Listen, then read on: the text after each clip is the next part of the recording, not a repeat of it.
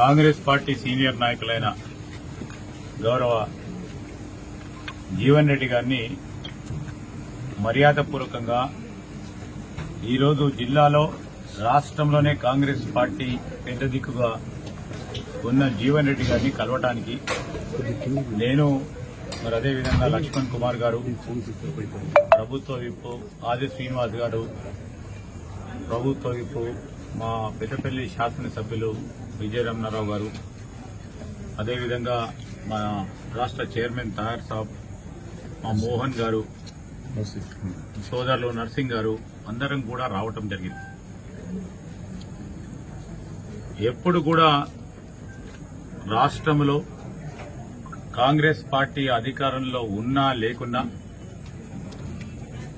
ఈరోజు కార్యకర్తల పక్షాన కాంగ్రెస్ పార్టీ నిలబెట్టాలని వారు చూపెట్టిన అనేక సందర్భాల్లో వారి బాటల్లో నడవడానికి మేమందరం కూడా ప్రయత్నం చేస్తూ ఉంటాం.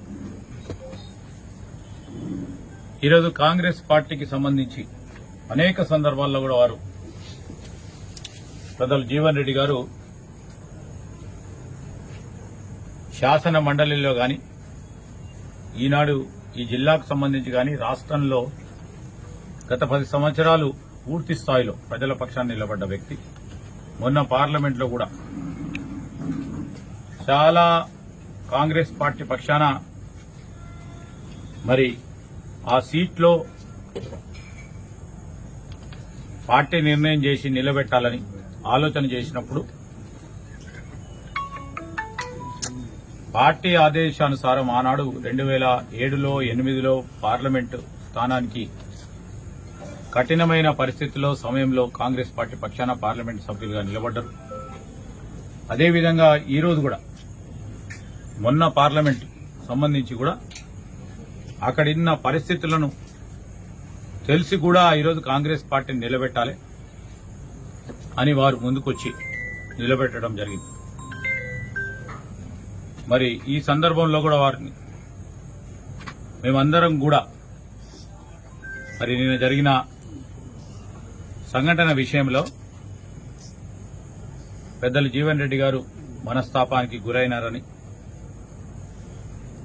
మాకు తెలియగానే మేమందరం కూడా వచ్చి మీరు తప్పకుండా కాంగ్రెస్ పార్టీ పక్షాన రాబోయే కాలంలో కూడా పార్టీకి పెద్ద దిక్కుగా ఉండాలని, ఈ విషయం అంతా కూడా కార్యకర్తలు అనేక మంది వారి మనోభావాలను, వారి పడ్డ కష్టాలని తప్పకుండా మా కాంగ్రెస్ పార్టీ అధిష్టానానికి ఈరోజు మరొకసారి ముఖ్యమంత్రి గారికి, మా ఇన్ఛార్జ్ అయిన దీపాదాస్ మున్షి గారికి, కేసీ వేణుగోపాల్ గారికి, మరి అఖిల భారత కాంగ్రెస్ పార్టీ అధ్యక్షుడు ఖర్గే గారి ముందట ఇక్కడున్న మా కార్యకర్తల నాయకులందరి మనోవేదన తప్పకుండా తెలియజేయడం జరుగుతుంది. మరి ఈ కాంగ్రెస్ పార్టీకి సంబంధించిన ప్రత్యేకంగా జగిత్యాల్ కాంగ్రెస్ పార్టీ నాయకులు, కార్యకర్తలు చాలా కష్టపడి ఈరోజు ఇక్కడ పెద్దలు జీవన్ రెడ్డి గారి నాయకత్వంలో పార్టీని నిలబెట్టిన తరుణంలో వారు అధైర్యపడొద్దని నేను ఈరోజు పార్టీ పక్షాన కోరుతా ఉన్నాం.